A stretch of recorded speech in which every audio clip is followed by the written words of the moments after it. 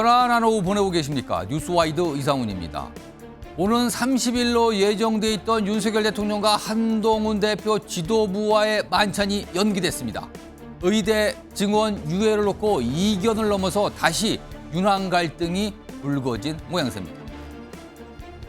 자, 그리고 우리나라도 오려던 탈북민 15명이 지난주에 중국 공안에 체포된 것으로 알려졌습니다. 아이들도 포함된 이 일행, 지금 이대로라면 북송될 수 있다는 우려가 나옵니다. 자, 이런 주제들과 함께 저는 1분 뒤에 돌아오겠습니다.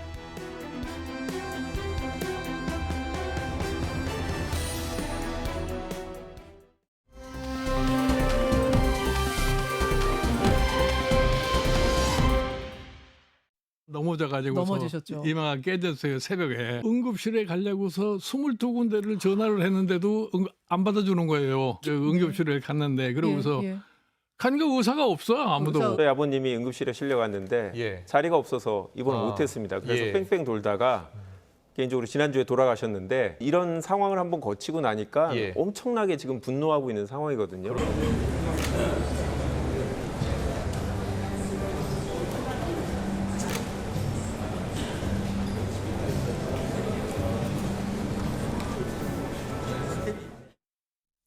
자, 또 한 번의 윤한 갈등이 불거진 걸로 아무리 봐도 보입니다. 의대 정원 증원을 유예하자. 후년에 한 해 동안 좀 일단 유예하자. 이 제안을 한동훈 대표가 했고 대통령실이 거절을 했죠. 그 이후에 전개된 사항이 조금 더 거칠어지고 있습니다. 자, 일단 화면으로 좀 정리 좀 해보겠습니다. 한동훈 국민의힘 대표가 어제도 다시 한번 입장을 냅니다. 다시 한번. 그동안은 보도를 통해서만 그렇게 전해졌다, 거절됐다 이렇게 알려졌는데 본인이 직접 입장을 밝힌 겁니다. 국민 건강에 대한 불안감 덜기 위한 해결책이 필요합니다. 지금 2026년 의대 증원, 그러니까 후년이에요. 내년이 아니고 후년 의대 증원 1년 유예 제시했습니다. 제가요. 더 좋은 대안이 있었으면 좋겠습니다. 본인이 정부 쪽에 그리고 대통령실 쪽에 유예안을 제시했다는 걸 어제 공식적으로 밝힌 겁니다. 그러면서 이거 반드시 필요하다고 했습니다. 그리고 오늘 또 한 가지 한동훈 대표의 일정이 있었죠. 그 내용도 좀 보죠. 자, 여당 소속의 보건복지위원회 위원들과 만났습니다. 그리고 이 사안을 논의한 거죠. 그러면서 면담 후에 이 얘기를 합니다. 국가의 의무는 국민의 건강 안전 지키는 게 최우선입니다. 거기에 대해서 어떤 게 정답인지만 생각하시면 될 것입니다. 이 뜻은 뭔가 생략된 것 같지만 본인의 제시한 안이 가장 현실적이고 정답 아닙니까? 라고 말하는 것 같아요. 지금요. 자, 이 사안과 관련해서 지금 일단 대통령실에서는 거절을 한 거예요. 이 사안과 관련해서 오늘 한동훈 대표 다시 한번 얘기하고요. 한동훈 대표 측에서 뭔가 강한 얘기를 꺼내놓습니다. 들어보시죠. 국가의 임무는 국민의 건강과 안전을 지키는 게 최우선이잖아요. 거기에 대한 논의 그리고 어떤 게 정답인지 그것만 생각하시면 될 것 같습니다. 민심을 전하고 민심에 맞는 의견을 전해야 한다라고 생각합니다. 서울의 빅5 뭐 이런 데도 정상적으로 가동되고 있는 응급실이 없습니다. 대통령실 고위 관계자는 그 파업에 들어가더라도 병원 의료 서비스가 마비되는 상황은 아니니까 큰 염려는 할 필요가 없다. 거의 뭐 달나라 수준의 상황 인식을 보여주고 있어서 정말 앞이 캄캄하고 가슴이 먹먹해지는데. 신주호 부총장의 얘기 저 뒤에 달나라 수준의 인식. 얘기만 들어보면 여당이 야당한테 한 말 같기도 하잖아요. 지금요. 이런 상황으로 가고 있습니다. 그리고요. 방금 전에 한동훈 대표의 이 유예안 제안과 관련해서 대통령실의 입장이 하나 나왔습니다. 자막으로 소개해드리죠. 대통령실 한동훈 유예안 비현실적이다. 직격을 했습니다. 한동훈 대표는 당의 민심 전해야 된다. 그리고 신주호 부총장은 지금 달나라 수준에 인식하고 있다. 대통령실 겨냥했죠. 그런데 대통령실은 비현실적이라고 얘기합니다. 또 있습니다. 2026년 의대 증원 유예 실현 가능성 없는 대안이다라고 합니다. 완전히 의견이 다릅니다. 이게 어제도 비슷하고요. 오늘은 좀 더 강도를 높여서 또 한 번 의견 대립이 나타난 겁니다. 자, 이런 상황에서요. 만찬 연기, 앞서 방송 시작할 때 제가 전해드렸죠. 그 내용이 오늘 나옵니다. 화면에 있습니다. 내용 보시죠. 자, 만찬 연기 내용입니다. 오늘 이 대통령실이 뭔가 추가적인 설명을 하는데 이게 돌연 나온 겁니다. 원래 30일로 윤석열 대통령과 여당의 지도부, 여기에는 한동훈 대표 등등이 다 포함된 겁니다. 예고가 됐었어요, 지금요. 근데 대통령실 고위 관계자가 오늘 이거 연기됐습니다 설명하면서 이런 내용이 나옵니다. 추석 앞두고 당정이 모여 식사하는 모습 보이기보다는 민생 대책 고민하는 모습이 우선이다. 여당 지도부와의 식사는 추석 연휴 끝나고 할 계획이다. 취소란 얘기는 아니에요. 일단 연기입니다. 그런데 추석 앞두고 당정이 모여서 밥 먹는 모습은 뭐 그거보다는 민생 대책 고민. 근데 추석 앞두고 당정이 모여서 민생 대책하는 고민, 대책 고민하는 모습. 이럴 수도 있는 건데 이거를 연기했어요, 지금요. 강성필 민주당 국민소통위 부위원장께 질문 좀 드릴게요. 지금 여권에서 지금 벌어지고 있는 상황인데 대통령실에서는 입장 변화가 없다. 비현실적이다. 그 유예안. 이렇게까지 얘기하고 있는 상황이지만 한동훈 대표는 어젯밤에 유예안에 대해서 본인이 했다 공식적으로 다시 한번 밝혔고요. 오늘도 또 강조를 합니다. 그런 다음에 30일로 잡힌 만찬이 연기가 됩니다. 이거 왜일까요? 사실 이 만 30일 날 만찬이 잡혔을 때도 이게 순서상 안 맞다 이런 의견들이 많았습니다.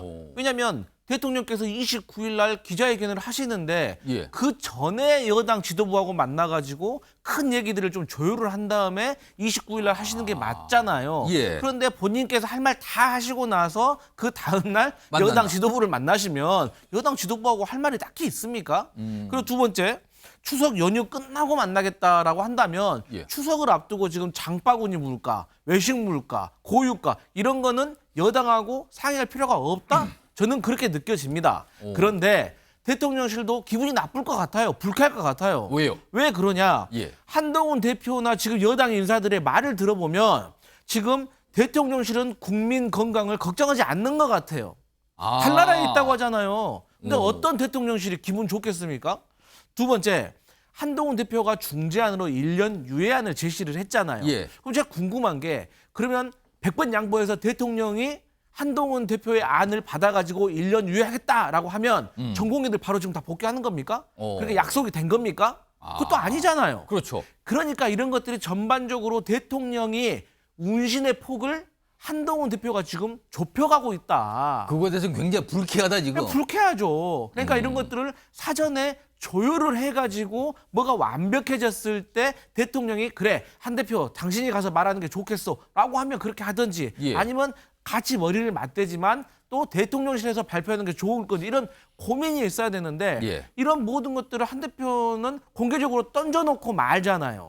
그러니까 오직했으면 개혁신당의 천하람 의원이 자기가 보기에는 한동훈 대표가 쉽게 말해서 언론 플레이를 통해서 자기 정치를 하는 것이 아니냐라고 느껴진다라는 식으로 얘기를 했고 이게 야당이 보기에도 당사자인 대통령실도 그렇게 느끼고 불쾌해서 이런 일이 벌어진 것이 만찬 아닌가. 연기까지 간 거 아니냐. 저는 그렇게 봅니다. 강성필 민주당 부위원장께서 대통령실을 깊이 이해하는 듯한 이해심이 높습니다. 뭔가 거기 그러면 반응 당연한 것 같다. 네. 약간 두둔하는 듯한 말씀을 해주셨어요 지금요. 대통령실에서는 그럴 수 있다, 불쾌할 수 있다 그겁니다. 이런 가운데 다음에 나올 목소리 역시 이제 한동훈 대표 측이라고 할 수 있습니다. 이 만남에 대해서 그러니까 연기됐잖아요 만찬이. 이와 관련해서 좀 얘기 좀 합니다. 들어보시죠. 이제 의정 갈등에 대한 한동훈 대표의 의견 표명, 뭐 당 쪽의 입장 이런 것들에 대해서 용산 대통령실이 좀 불쾌해서 그런 거 아니냐. 근데 저는 그런 거 아니기를 바라요. 왜냐하면 그렇다면 너무 편협해 보이잖아요. 추석 이후에 보자 이렇게 얘기를 하는데 뭐 그런 경우에 되게 추석 이후에도 안 보는 경우가 많잖아요. 한동훈 대표 측에서 저런 반응이 계속 나오고 있는데 김철원 경일대 특임 교수께 이거 연기가 아니라 일단 추석 연휴 끝난 뒤에 뭐 하기로 했다 계획이다라고 했는데 연기잖아요. 일단 그러면은 연기가 아니라 아예 취소될 수도 있다고 보십니까? 이러다가 저는 뭐 사실 취소를 염두에 둔 거의 무기한 연기로 보이거든요. 무기한 연기다 이건. 아마 제가 볼 때 대통령실에서 볼 때는 이게 아마 그 우리 정무팀에서 일단 건의가 들어온 게 아니고 대통령께서 아마 이거를 직접 결심하신 걸로 보이거든요. 어떤데요? 왜냐면 만찬 연기. 예, 만찬 자체 연기한 거는 이건 보면 아마 우리 정부팀에서 아마 연기를 하는 게 좋지 않겠나 하는 게 아니고 예. 대통령께서 직접 결심한 걸로 보이는데 일단 추정하시면 예를 들어서 이제 참모진에서 먼저 그런 건의를 해서 대통령이 그러지라고 한 게 아니라 대통령이 먼저 생각을 해서 결정된 거 아니냐 이렇게 보시는 거예요? 왜냐하면 대통령께서 볼 때는 이게 굉장히 좀 심각한 사안인 게요. 이게 지금 그동안 있었던 여러 차례 윤환 갈등으로 비춰지는 거. 예를 들어 뭐 정점식 정책위장을 임해달라고 안 한 거. 또는 우리 총선 때 사촌 논란 벌어진 뭐 거. 이거 복권 관련된 거. 이번에 김경수 전 지사 복권 복권건도 있어. 근데 그것하고는 이게 완전 차원을 틀려하는 거거든요. 왜냐하면 지금 대통령께서 아마 이번 그 29일 날 국정 브리핑을 할 때 4대 개혁에 대한 성과를 설명하는데 그렇습니다. 그중에 가장 큰 방점이 달린 게 의료 개혁 부분이거든요.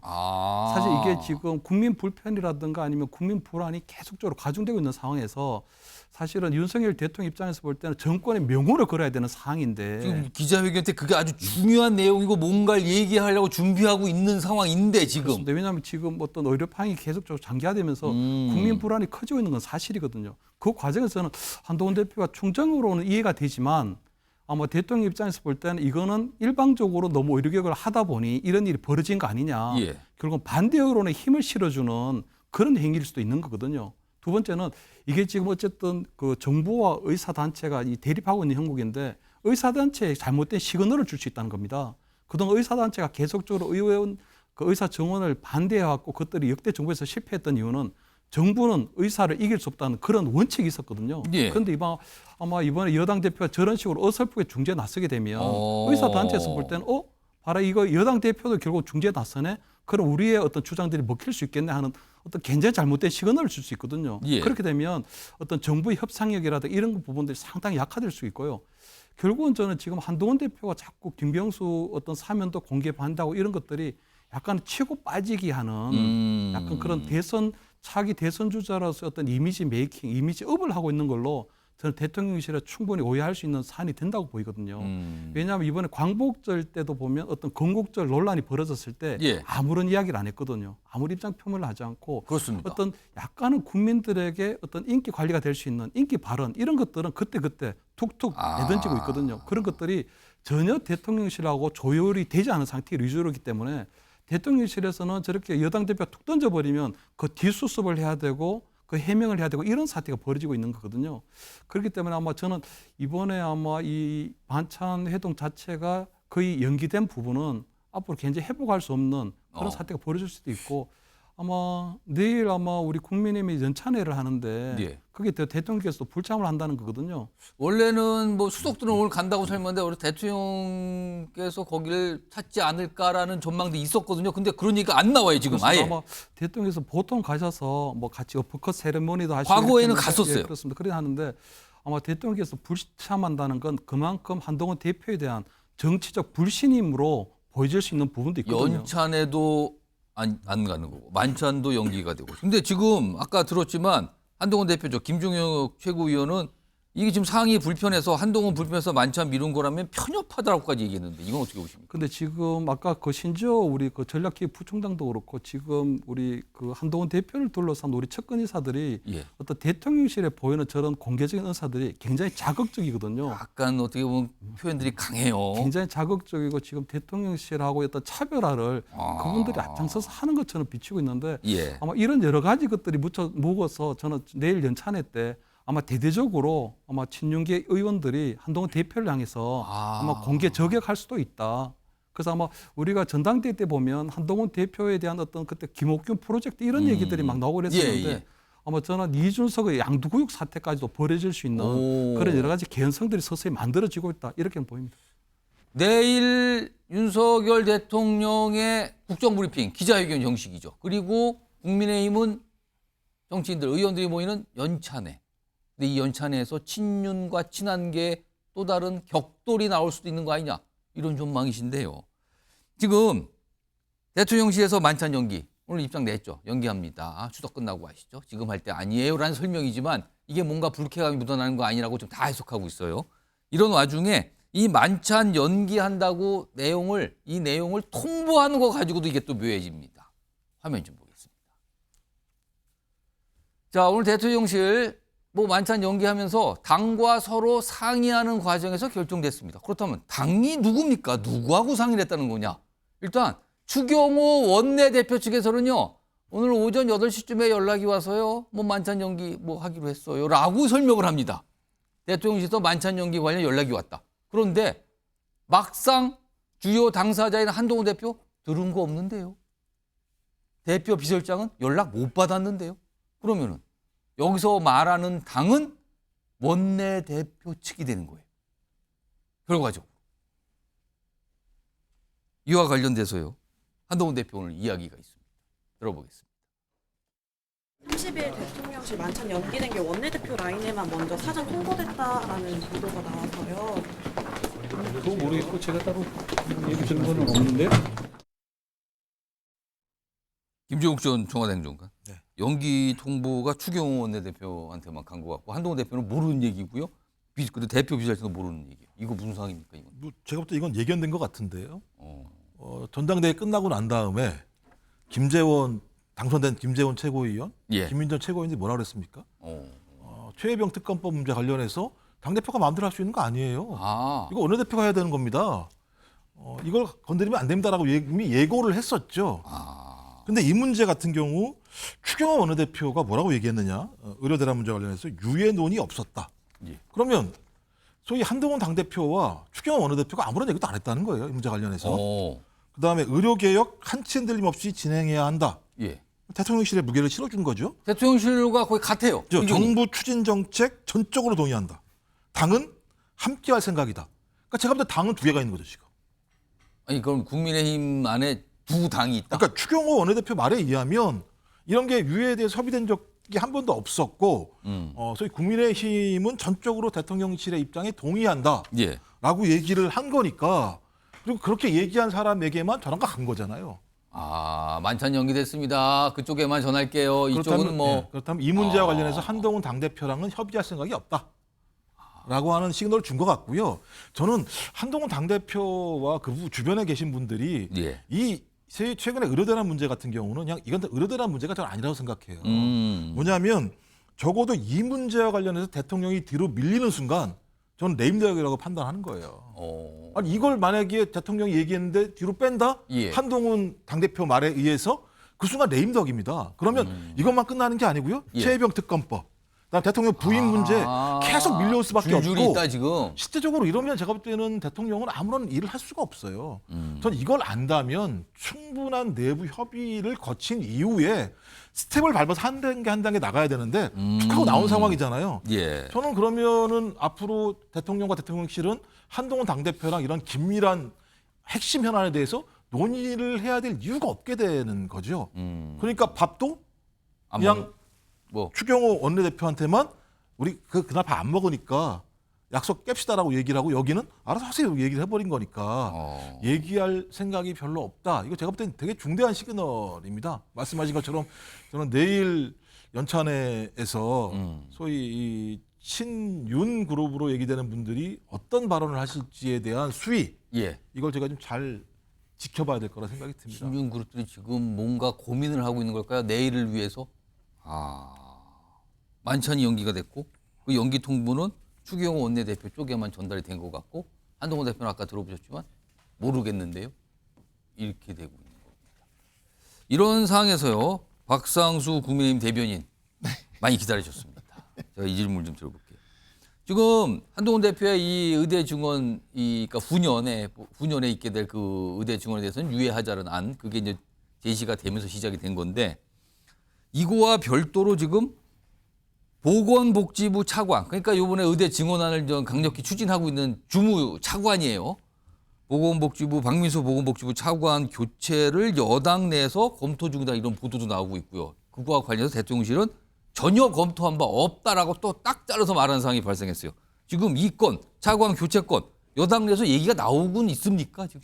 글쎄 이 전화를 제가 기자님들한테 지금 계속 많이 받고 있는데 어디서 소스를 받아서 얘기를 하는 건지 모르는데 적어도 제가 아는 범위에서 뭐 인적인 어떤 교체나 쇄신과 관련된 이야기는 없습니다. 없고 지금 인적 쇄신이나 교체로 이 문제를 해결할 수 있는 사안으로 보고 있지 않고요. 예. 사실 뭐 민주당에서 이 사안에 대해서 굉장히 꽃놀이패로 지금 바라보고 흥미진진하게 보는 거는 저희는 알고는 있습니다. 그런데 민주당이 이 문제에 있어서 또 한편으로는 의료 대란이라는 측면을 얼마나 먼저 이렇게 언급하고 제시했는지는 이재명 대표가 그냥 병상에서 나오자마자 이재명 대표는 인천에서 입원하셨다가 서울대병원으로 가셨다 그러죠. 요즘 안 그래도 서울대병원 병상도 부족한데 근데 거기에서 이제 나오시자마자 의료대란 특위를 만들자. 서울대병원 병상도 부족한데 거기 계시다 나오셔가지고 의료대란 특위를 만들자. 이렇게 먼저 이야기를 한 게 민주당이에요, 사실. 그래서 그러한 부분들에 있어서 그런데 우리 모두가 사실은 정치권에 있는 사람들, 그다음에 이제 정부에 있는 사람들도 느끼고 있는 지점이 있습니다. 뭐냐면 추석 연휴가 이번에 굉장히 길어요. 그리고 응급실 지금 대란이 계속해서 확장되고 있고 내일부터는 보건의료노조 파업도 예정되어 있습니다. 그렇게 됐을 때 추석 연휴에 국민의 생명과 안전과 관련된 그런 우려사항이 발생할 수 있다라는 지점은 누구나 지금 느끼고 있는 상황이고 그것이 발생을 했을 때 어떠한 후과가 따를 수 있는지에 대해서도 누구나 생각하고 있는 사안입니다. 그래서 뭐 민주당에서는 지금 이거를 계속해서 어떤 그 권력 다툼 뭐 이런 것으로 이렇게 해가지고 바라보면서 뭐 내일 연찬회에서도 뭐 친윤 의원들이 그럴 것이다 어쩔 것이다라고 얘기하고는 있지만 저는 그렇게 보지 않고요. 왜냐하면은 당장 친윤 의원들이 내일 연찬회에서 그렇게 얘기를 했다가 추석 연휴 때 의료 대란 사태가 벌어지면서 하면은 그 말은 이제 두고 그 말들은 이제 또 쓰이게 될 겁니다. 그러니까 그런 부분들에 있어서 모두 지금 알고 있는 굉장히 어려운 상황이에요. 그러니까 의료개혁이라는 것은요, 이건 정말 특이한 건데 의료개혁이라는 건 민주당이 계속해서 추진했던 겁니다. 문재인 정부 때 400명 증원하려다가 결국 철수했던 거 저희 다 알고 있어요. 근데 우리 당에서 오히려 민주당의 의료개혁 태제에 오히려 조금 가까이 간 이 태제거든요. 그렇기 때문에 민주당도 이걸 대놓고 반대할 수는 없을 겁니다. 다만 그런데 이 개혁이라는 게 추진되는 과정에서 국민들에게 불편이 생길 수가 있는 것이고 그렇다고 했을 때 당과 정부 그리고 뭐 민주당까지 마찬가지죠. 야당까지 국민의 생명과 안전을 지키는 것이 굉장히 중요한 요소이기 때문에 그 부분에 대해서 원론적인 이야기를 한 겁니다. 그래서 생명과 안전이라는 측면에서 우리는 접근을 할 것이고 이걸 계속 정쟁적인 걸로 소화하고 비추고 논의하려는 이 모든 것들은 우리의 진심 앞에서 사라질 것이다라고 저는 단정적으로 이야기를 좀 드릴 수 있겠습니다. 하나만 제가 좀 내일 연찬에 가시죠? 저는 안 갑니다. 안 가십니까? 그러면 현장에서 어떤 일이 뭔지는 직접 보시지 못하시겠네요. 뭐 충분히 전해 들을 수 있으니까요. 알겠습니다. 지금 박상수 국민의힘 대변께서 그냥 여러 갈래의 얘기를 통해서 뭔가 설명해서 사실관계 한두 개만 말씀을 드리려고 하는데 예를 들면 대통령실이 의료대란이 없다고 얘기를 했어요. 근데 지금 예를 들면 한동훈 당대표는 큰 문제가 발생할 거라고 말씀하시는 거잖아요. 저는 이건 내부에서 나온 문제이기 때문에 이재명 당대표가 코로나 걸리고 난 다음에 병상에서 한 게 뭡니까? 독도를 지킵시다. 의료대란 막읍시다. 이런 얘기를 안 하면 야당은 존재 가치가 분명히 없는 상황이고요. 이런 논란이 발생하지 않도록 하는 것이 집권 여당이 해야 될 일이에요. 왜? 집권 여당은 실행력을 가지고 있기 때문에 실행하는 단위에서 잡음이 발생하게 되면 국민이 신뢰를 못해요. 신뢰를 못하면 정책이 추진이 안 되는 상황입니다. 근데 계속 이 문제를 반복적으로 소위 전 정부 탓 또는 야당 탓을 한다면 저는 이 문제에 대한 해답들을 스스로 갖다가 해결할 능력이 없다라고 자백하는 측면이 분명히 있기 때문에 저희가 얘기하는 건 빠른 시일 내에 집권 여당이 좀 합의된 내용들을 가지고 제시해 줘야 적어도 논의가 가능할 수 있다는 이런 말씀을 드리는 겁니다. 원래 주제 잘 돌아오겠습니다. 자꾸 이제 지금 뭐 의료 대란, 의정 갈등 이제 근본적인 얘기로 쫙 해지는데 뭐 그거는 아마 시청자 여러분도 오랫동안 지켜보셔서 이해하고 계실 거예요. 지금 뭐가 문제인 건지 정부와 그다음에 의사단체가 뭐 갖고 지금 대립하는지 다 아실 건데 그런 상황에서 뭔가 파생일 나왔는데 대통령실과 한동훈 지도부 간에 뭔가 이상 기류가 또 생긴 겁니다. 지금요. 이런 가운데요. 대통령실 일단 만찬을 연기한 거는 아무리 봐도 조금 뭔가 불쾌감을 표시한 걸로 보이거든요. 그런데 조금 더 깊게 들어가면 조금 더 세분화된 내용이 있습니다. 화면에 있습니다. 내용 보시면 지금 의대 증원 유예안 제안했다. 이게 처음에 알려졌죠. 그리고 또 대통령실이 거부했다. 이게 다 언론을 통한 보도를 통해서 알려진 거예요. 그럼 이 언론이 보도되는 그 과정은 누군가가 설명을 했으니까 보도가 되는 거 아닙니까 지금? 이거에 대해서 대통령실 관계자들이 이런 얘기 일단 합니다. 이런 식이면 그러니까 뭐 제안했다 거절했다 이런 게 자꾸 다 이렇게 막 속속들이 알려지게 되면 내밀한 대화 어렵습니다. 한동훈 대표의 습관 같아요 이거. 그리고요. 이것도 보도를 통해서 나오는데 참모진 회의에 참석한 대통령실 관계자 이 회의 때 이런 얘기가 나왔다 그러죠. 한동훈 대표 상의 없이 중재안 제안에 이거 불쾌합니다. 불쾌라는 표현이 여기 등장하죠. 이런 게 좀 알려지고 있는데 강성필 부위원장. 네.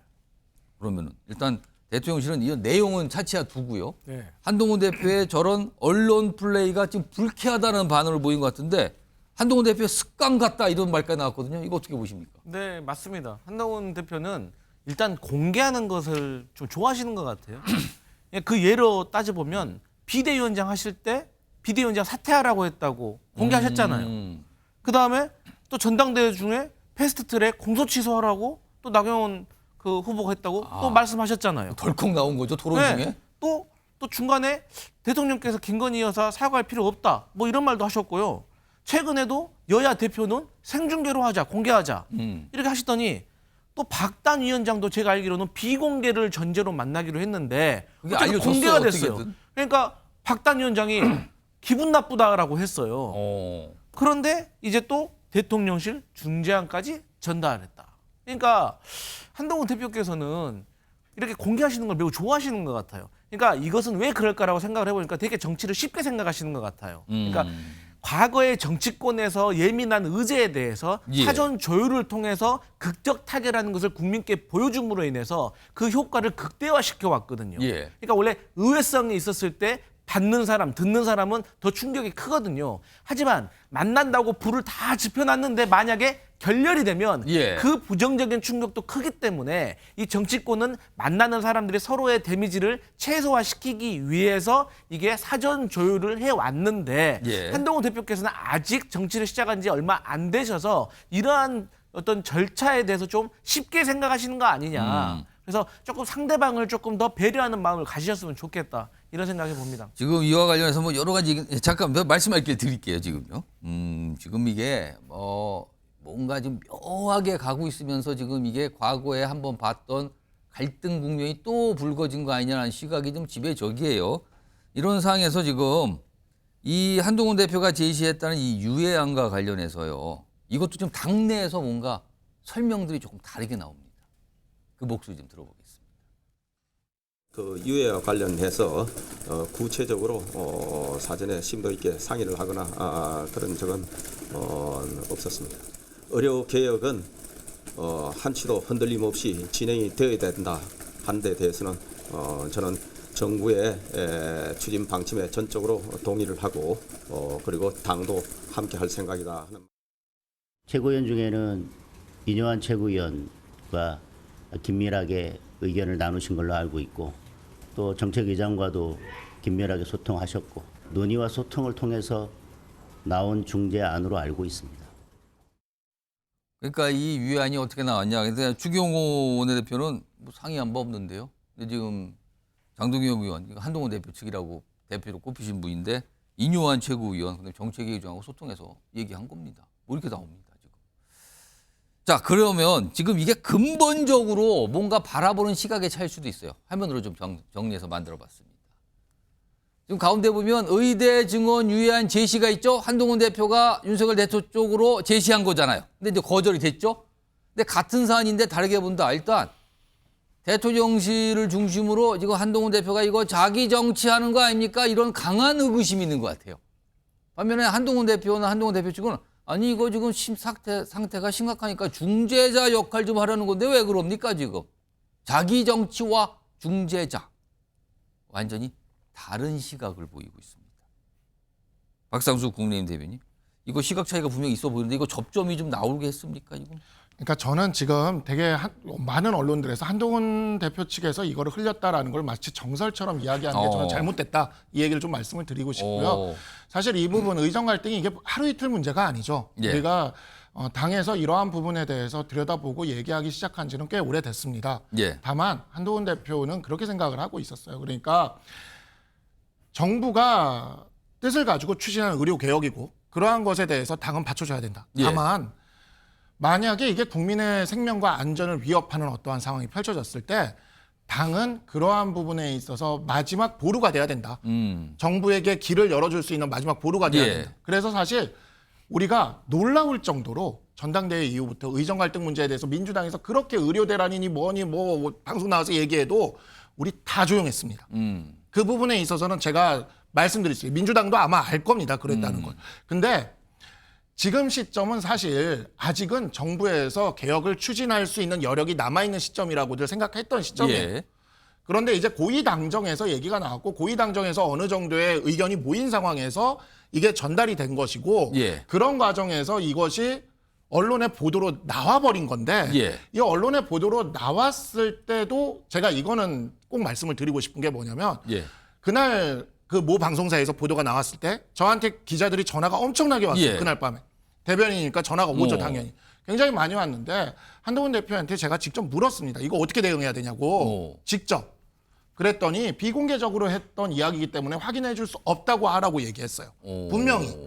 그러니까 만약에 이것이 우리가 흘린 거였으면은 그렇게 얘기를 하질 않죠. 그때부터 적극 대응으로 나가죠. 그럼 거기서 궁금해지는 게 그럼 어디서 나온 겁니까 그 얘기가? 그러니까 저희도 그거는 사실 이 부분은 모르겠습니다. 모르겠는데 왜냐하면 이 부분에 있어서 저희 당이 이제 마지막 보루가 돼야 된다라는 생각은 하고 있었어요. 그러나 지금 시점은 아직 정부에서 개혁을 할 수 있는 그러한 점에 있어서 여력이 남은 시점이라고 봤고 그런데 지금 이렇게 나왔고 그런데 이제 돌이켜서 생각을 해보니 추석 연휴가 지금 길게 남아있는 이러한 상황에서 어찌 보면 진짜 추석 연휴에 어떠한 일들이 생길 수도 있고 그런 것들을 막기 위해서라도 당이 이제는 얘기를 해야겠다. 어차피 이렇게 된 상황에서는 하는 입장으로 지금 나가고 있는 거지. 그리고 이 부분은 어디까지나 의료개혁이라는 대의를 우리 당이 부정하지 않습니다. 부정하지 않은 상태에서 국민들한테 불편을 주지 않고 생명에 위협을 주지 말아야 된다는 생각으로 가고 있는 것이다. 알겠습니다. 그래서 이거를 정쟁으로 소화하려는 것에 대해서는 우리는 이거는 좀 바람직하지 않다고 생각하고 있습니다. 자, 일단 패널분들 설명 들어보셨죠? 지금 약간 여야, 약간 성향이 다른 패널분들 두 분씩 앉아 계시면 말씀들 하셨는데 그런데요, 이게 또 엉뚱한 대로 또 이 상황이 튀나 봅니다. 이른바 이제 팬덤끼리 완전히 또 다른 생각을 갖고 있어요. 화면으로. 이거는 지금 저희가 자막으로 좀 준비했는데 내용 좀 보겠습니다. 이게 방금 전에 올라온 내용인데 이게 좀 위아래 지금 검은 줄로 이렇게 서 있고 있죠? 위아래가 볼게요. 한동훈은 제발 집권당 대표답게 행동하라. 의대 증언 유예 미쳤냐? 이건 뭐죠? 이게 네이버 카페 건사랑. 건사랑이니까 김건희 여사 관련한 팬카페죠. 여기서는 한동훈 대표를 비판하고 있어요. 밑에 거 보겠습니다. 이건 위두훈이, 그러니까 한동훈 대표 팬카페죠. 집 나간 공정위와 상식위를 찾습니다. 도대체 정부는 뭘 하고 있는가? 용사는 국민의 신음소리가 들리지 않는가 이런 내용이죠. 한동훈 대표의 구체적인 제안 긴급 동의하라. 완전히 다르군요. 김종국 전 행정관. 이것도 팬덤끼리 충돌입니까? 이런 모습까지 나타났네요, 지금 오늘이. 저는 앞으로 저건 계속 반복적으로 벌일 수밖에 없는 일이라고 생각을 합니다. 왜냐하면 위드훈이라고 얘기하는 거는 한동훈 당대표를 통해서 정권을 재창출하겠다는 생각을 가지신 분들이고 또 그 외에 있는 부분들은 대통령의 지금의 통치행위를 존중해야 된다고 생각하는 건사랑 뭐 이런 거기 때문에 이름이에요. 갈등은 더 계속 반복될 거라 생각이 드는데 일단 기본적으로 MB 정부하에서 그런 게 있었습니다. 태양은 두 개일 수 없다. 근데 지금 대통령실의 입장은 그런 거죠. 한동훈 당대표가 차별화를 통해서 대권 행보를 시도하고 있는 것이 아닌가라고 하는 생각을 가지고 있고 이건 이미 나왔습니다. 배은망덕론이 나왔죠. 검사를 법무부 장관을 시켰고 비대위원장을 만들었는데 지금은 오히려 대통령의 뜻과 어긋나게 차별화를 통해서 대권 행보를 한다라고 하는 측면에 하나 내용이 있고 또 하나 이제는 안 된다. 길들이기 차원에 분명히 있는 것 같아요. 계속 이렇게 싸울 수는 없고 대통령이 추진하려고 하는 정책에 딴지 거는 걸 동의할 수 없다라고 하는 생각들이 있는 것 같아서 저는 이걸 계기로 해서 싸움을 벌인 거라는 생각이 들긴 합니다만 저는 어떤 형태로든지 대통령과 한동훈 대표가 이 문제에 대해서 일정한 어떤 공감대를 형성하지 않는다면 저는 내부에서 궁극적으로는요 아마도 탈당론, 출당론이 나올 거라고 봐요. 그러니까 그게 뭐냐면 소위 과거 이준석 당대표를 출당시켰던 것과 마찬가지로 소위 친윤계 같은 경우는 한동훈 당대표를 출당시켜라라는 얘기가 나올 것이고 반대로 대통령이 한동훈 당대표의 앞길을 막고 있으니 탈당론, 대통령을 탈당시키라는 얘기가 나오거든요. 이건 제가 볼 때 심각한 내용에 빠지는 상황입니다. 전 그래서 앞으로의 일정을 보게 되면 쉽지 않은 상황으로 가고 있는 상황이다. 저는 누군가 한쪽에서는 고개를 숙일 수밖에 없는 상황이 올 것이다라는 생각이 들어서요. 아마 그 시점이 아마 되게 중대한 사태가 될 거라는 생각이 듭니다. 자, 이런 상황에서 지금 그동안 한동훈 대표와 이재명 대표의 대표회담 얘기가 나오다가 이재명 대표가 코로나 확진되면서 이게 멈췄잖아요. 그리고 이제 이재명 대표가 이제 퇴원을 했거든요. 그런데 한동훈 대표의 저 제안, 의대 증원 유예 제안, 이거를 두둔하는 듯한 얘기를 꺼내놨습니다. 이재명 대표가요. 목소리 들어보겠습니다. 한동훈 대표께서 의대 정원 감축 얘기를 하셨던 것 같죠? 그리고 좀 유의하자. 지금 현 상황에서 의료 붕괴 위기를 타개하기 위한 불가피한 대안 중에 하나라고 생각이 됩니다. 상황이 굉장히 또 묘해졌네요. 지금 대통령실과는 한동훈 대표가 뭔가 약간 거리가 있고 뭔가 다른 생각인 것 같은데 이재명 대표는 한동훈 대표의 저 제안에 대해서 불가피하다. 불가피한 대다. 이렇게 평가를 합니다. 화면으로 좀 보겠습니다. 여기 보시면 이게 뭔가 묘해졌어요, 지금. 대통령실 의료개혁 입장 변화 없습니다. 그리고 한동훈 제안한 거 비현실적입니다. 이런 거 나왔죠. 그리고 주기용 원내대표 의료개혁 흔들림 없이 가야 된다. 정부 방침에 전적으로 동의합니다. 같이 있습니다. 반면에 한동훈 대표 의대 증원 1년 유연 제시했죠. 이걸 가지고 이재명 대표가 불가피하다고 인정한 겁니다. 이게 어떻게 된 겁니까 지금? 김철원 교수님, 이거 무슨 그림입니까 지금 이거는? 일단 이재명 대표가 보니까 공짜로 무임승차하려고 하는 건 보이거든요. 왜냐하면 그동안 의료 파행에 대해서 계속 비판을 했지만 어떤 뚜렷한 대안을 제시하지 못했거든요. 야당으로서. 제1당의 대표인데도 불구하고 어떤 대안이 제시가 없었는데 한동훈 대표가 어떤 의대 정원 유예 이렇게 하니까 그 부분에 대해서 그냥 공짜로 무임승차할 수 있지 않느냐. 사실 지금까지 나온 것 중에 상당히 구체적인 아닌 거죠. 그렇습니다. 무임승차 묻어가게 하는 게 숟가락 얹기 그런 수준 보이고요. 두 번째는 그냥 코 안 대고 그럼 양 당정 간에 지금 분열을 부추길 수가 있거든요. 계속적으로 일단 한동훈 대표 등을 계속 두드려주면 한동훈 힘내 이러면 계속적으로 대통령 이런 어떤 당정 갈등, 윤화 갈등 계속적으로 커지고 있는 상황이기 때문에 아마 그런 효과도 지금 누리고 있는 것 같고요. 마지막으로 볼 때는 어쨌든 한동훈 대표하고 이재명 대표는 서로가 약간 적대적 공생관계거든요. 어떤 서로의 어떤 비호감을 먹고 사는 그런 대표들이기 때문에 아마 앞으로도 어떤 사안에 대해서는 한동훈 대표를 도와주고 어떨 때는 한동훈 대표가 또 이재명 대표 힘을 실어주는 경쟁도 하고 협력도 하는 그런 관계로 발전하지 않을까 이렇게 보입니다. 김준혁 시장관, 요거 좀 사실 방금 말씀하셨지만 이재명 대표와 민주당이 이런 의정 갈등을 해결하는 구체적인 제시를 하지 않았어요. 그동안요. 원칙적인 얘기만 했거든요. 근데 이제 와서 왜 한동훈 대표가 그거 굉장히 좋은데요? 불가피한 대안인데요? 이거 왜 이런 입장 이재명 대표가 내놓은 겁니까? 말씀하신 것처럼 의료대란 문제 자체가 제가 이제 한계에 왔다고 저는 생각을 하고요. 말씀하신 것처럼 응급실 체계가 마비 직전에 와 있고 수술 같은 경우를 보더라도 거의 3분의 1 이상이 취소가 되거나 연기되는 상황. 그래서 이 문제와 관련해서 민주당도 마찬가지입니다만 내부에서 이 문제에 대한 어떤 형태의 대안들을 제시해야 된다는 얘기가 많이 나왔었고요. 대안이 없다고 말씀하시는데 대안은 있었죠. 왜냐하면 문재인 정부에서 얘기했던 게 뭐냐면 저희 의협과요 대충 400에서 500명 정도의 증원에 대해서는 합의한 바가 있었어요. 내부적으로요. 근데 이제 그때 코로나 문제가 발생하면서부터 저희 정부가 의협과 갈등을 빚어냈을 때 의료 체계에 상당히 큰 문제가 발생할 것 같아서 제안을 못했던 내용이었었는데 그래서 유야무했던 측면들이 꽤 있었던 거죠. 근데 최근에 대통령이 2,000명 증원을 나오면서 제기가 됐던 측면이 분명히 있는 것이고요. 저는 이렇게 제안했던 이유 중에 하나는 뭐냐면 제3의 대안을 통해서 소위 적어도 야당이 이 문제에 대한 해결의 어떤 능력을 보였다라고 하는 측면들을 만들어내려고 하는 것 같아요. 의료대란 같은 경우도 제3의 대안이지 않습니까? 전 최혜병 특검도 마찬가지입니다만 한동훈 당대표가 얘기하는 게 제3의 대안이잖아요. 저는 여야 당대표가 만나서 소위 정부의 질주 때문에 하나도 앞으로 못 나가고 있는 부분에 대해서 여야 당대표가 만나서 제3의 안을 가지고 성과 있게 만들어낸다면 저는 한동훈 대표든 아니면 이재명 당대표든 거기서 성과를 내는 거잖아요. 전 그런 측면에서 이의제의의 방법일 수도 있을 거라 생각이 들기도 하고 또한 이재명 당대표가 실제적으로 어떤 집행 권한이 없는 상황이기 때문에 이런 제안을 통해서 나름대로 야당 당대표로서의 리더십을 보여주려고 하는 이런 어떤 양수 겹장의 의도를 가지고 있다고 저는 생각을 합니다. 강성필 부위원장께는요. 지금 여야 대표회담이 열리긴 열립니까? 그리고 열리면 이 안건, 의대 증원 유예 안건, 이게 안건으로 좀 올라갈 것으로 보이십니까? 근데 이제 여야 대표 회담이 열릴 것 같고요. 열린다고 하면 이 의제는 빠질 수가 없겠죠. 그리고 제가 설명을 좀 드려야 되는 것이 제 민주당이 가만히 있다가 요즘 들어서 뭐 이렇게 의제 숟가락을 넣는다 그게 아닙니다.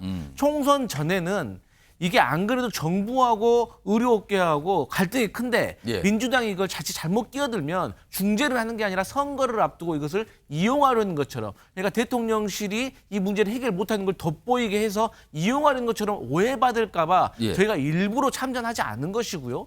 총선이 끝났기 때문에도, 근데 총선이 끝나고 보니까 이제는 여당하고 대통령실의 의견이 다른 거예요. 예. 그래서 또 저희가 참고 있었는데 상황이 지금 응급실 뺑뺑이까지 돌면서 상황이 너무 심각해지니까 예. 이재명 대표가 이제 더 이상은 우리가 뭔가 중재하는 역할을 보여야겠다. 그리고 여당은 이재명 대표가 되게 감사하게 생각해야 돼요. 이 문제는요, 정치권이 같이 부담을 나눠 가져야 될 문제인 거지. 예. 이 의견을 달리해버리면 둘 중 하나는 엄청난 큰 타격을 받기 때문이기 때문에 이러한 문제에 있어서는 좀 나쁘게 보지 마시고 좀 이재명 대표의 좀 깊은 뜻을 좀 이해해 주시라 하고. 그러면은 이른바 소위 숟가락 올리기가 아니라 부담 나눠 갖기란 뜻입니까? 그럼요. 이거는 제가 박상수 대변인께 숟가락 올리기 아니라는데. 그러니까 저는 이제 이게 의료 관련된 문제는요. 원래 보수 정치 세력은 이 의사소 증원이나 이런 데 있어서 반대하는 입장이 전통적인 입장이었습니다. 그리고 민주당 쪽이 의사소 증원이나 이런 의료 개혁에 있어서 굉장히 적극적인 입장이에요. 그러니까 모든 어떤 개혁이라는 것은 그 보수가 진보 쪽으로 좌클릭할 때 개혁이 실현될 가능성이 높고 진보가 보수 쪽으로 우클릭할 때 개혁이 실현될 가능성이 높다고 저는 생각을 합니다. 대표적인 게 노무현 정부 때 한미 FTA 같은 거죠. 만약에 보수 정부에서 한미 FTA를 추진했으면 쉽지 않았겠지만 노무현 정부가 추진했기 때문에 이것이 이렇게 FTA가 지금 이렇게 자연스러워진 거거든요. 지금 어찌 보면 이재명 대표 입장에서는 그렇습니다. 이 의료 개혁에 있어서 의사 증원에 있어서는 윤석열 대통령 쪽과 생각이 같을 겁니다. 그런데 이제 국민들한테 불편을 준다라는 측면에 있어서는 이재명 대표 쪽에서 또 이야기를 한 것이고, 그런 부분에 있어서 한동훈 대표가 요번에 그 얘기를 한 거에 대해서는 또 같은 생각을 보여준 거죠. 근데 이 부분은 사실 그래서 여야 정부가 같이 머리를 맞대면서 풀어나가야 되는 사안이라는 점에서 저도 원론적으로 동의합니다. 자, 갈등이고 뭐고 엄격히 따져서 국민들에 보이기에는 그냥 그쪽에서 벌어지는 일들이에요. 국민들에서 가장 체감하는 거는 불편이 없이 해결되는 겁니다. 기다려 보겠습니다. 과연 어떤 결론에 이르게 될지요.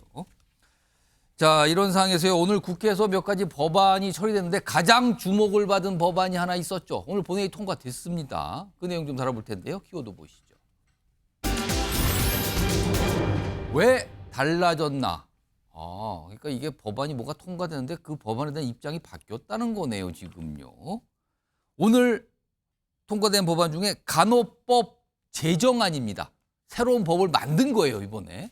간호법. 자, 오늘 본회의 통과되는데요. 그 모습부터 확인해 보죠. 민주당은 이제 와서 갑자기 입장을 바꿔 간호법 통과를 사실상 방치하고 있습니다. 우리 국민의힘은 민주당이 주장하는 내용들을 열린 자세로 받아들일 준비가 되어 있습니다. 간호법 등 여러 민생 법안을 처리할 예정입니다. 윤석열 대통령이 설마 이 법안들에서까지 거부권을 행사하지는 않겠죠? 투표 결과를 말씀드리겠습니다. 재석 290인 중 찬성 283인, 반대 2인, 기권 5인으로서 간호 법안 대안은 가결되었음을 선포합니다. 그러니까 간호법 많은 내용을 담고 있지만요, 핵심은 간호사들, 그러니까 PA 간호사라고 불러요. 의사들이 하던 의료 행위의 일부를 간호사들이 할 수 있게 합법화시킨 겁니다. 그동안은 사실상 병원에 가면 간호사들이 의료 행위 비슷한 것까지 하고 있는데 이거는 법으로 규정된 게 아니었거든요. 근데 이번에 아예 그걸 합법화시켜서 일정 수준의 의료에 대해서는 간호사들도 할 수 있게 만들어준 겁니다. 이게 간호법의 핵심이거든요. 자, 그런데 이 법에 대해서요, 작년에도 이 법안이 있었어요. 근데 그때 당시에는 국민의힘이 강하게 반대했습니다. 그리고 거부권까지 행사가 됐었습니다. 일단 이런 내용이에요. 지난해 국민의힘이 이런 얘기했어요. 간호법. 이때 본회의 통과됐었거든요. 간호법은 의료체계 붕괴법이다. 거부권을 건의했고요. 실제로 윤석열 대통령이 거부권을 행사합니다. 근데 이번에는요. 입장이 달라집니다. 비상시에 간호사들이 안심하고 일할 수 있는 필수 법안, 의료체계 붕괴법안이 필수 법안으로 바뀌어요. 입장이 달라집니다. 그리고 오늘 통과됐죠? 과연 이번에는 윤석열 대통령의 선택은 무엇인가? 이게 지금 남아있는 겁니다. 작년 사항 좀 영상으로 좀 볼까요? 법안 대안에 대한 수정안은 가결되었음을 선포합니다. 민주당이 일방 처리한 간호법에 대해 대통령께 제2요구권을 행사를 건의하기로 불가피한 선택을 할 수밖에 없음을 국민 여러분께 양해를 구합니다. 간호 법안은 이와 같은 유관 직역 간의 과도한 갈등을 불러일으키고 있습니다. 국회의 충분한 수기 과정에서 해소되지 못한 점이 많이 아쉽습니다. 김철규 교수님, 작년에는 여당이 반대하고 거부권 행사한 법안, 근데 이번에는 여야 합의로 통과가 됐어요. 뭐가 달라진 겁니까? 일단은 뭐 대통령께서 작년에 이제 작년 5월달에 거부권 행사하셨는데 그 대통령 거부권에 대한 이해를 좀 할 필요가 있거든요. 대통령이 거부권 행사할 때는 항상 여야 합의가 되지 않았던 법안에 대해서는 다 거부권 행사하는 겁니다. 예. 근데 작년에 간호사법 같은 경우에는 아직까지 수기가 덜 된 상태에서 민주당이 일방적으로 밀어붙인 상황이거든요. 그러다 보니까 아마 대통령께서 거부권 행사했고, 저는 이번에 간호법이 통과된 부분은 의사들이 자초했다는 부분이 있다고 보이거든요.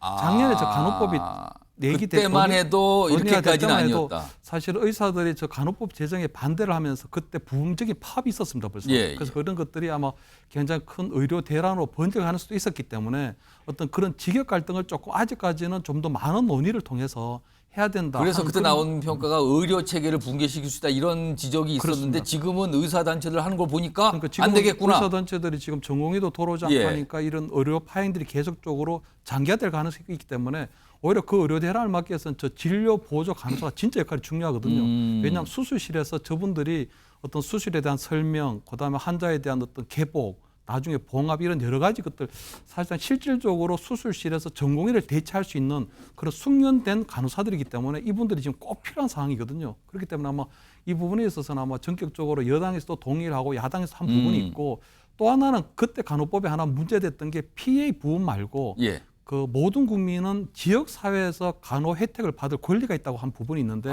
그 부분을 뺐습니다. 이번에 빠진 겁니까? 왜냐하면 그때 그 의사들이 그때 반대했던 이유는 앞으로 그럼 그 지역에서 간호사들이 그러면 병원 홍보라든가 이런 걸 할 수도 있다 하는 그런 부분들을 염려했었거든요. 그래서 아무래도 어떤 의사들이 극도로 반대할 수 있는 부분들은 이번 간호법에서 뺐기 때문에 아마 그런 부분 차원에서 아마 여야 합의가 조금 순조롭게 이루어진 게 아닌가 그렇게 보입니다.